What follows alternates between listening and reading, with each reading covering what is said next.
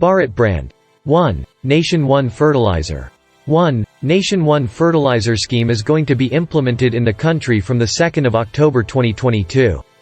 Under this scheme all types of fertilizers will be sold in India under the same brand name, Bharat. Also, the government renamed the fertilizer subsidy scheme as Pradhan Mantri Bhartiya Janurvarik Pariyojana (PMBJP). After the implementation of this scheme, Bharat Urea, Bharat DAP, Bharat MOP and Bharat NPK will be available in the market, under single brand names like Urea, DAP, MOP and NPK etc. Fertilizer companies details, its emblem as well, other information as per regulations.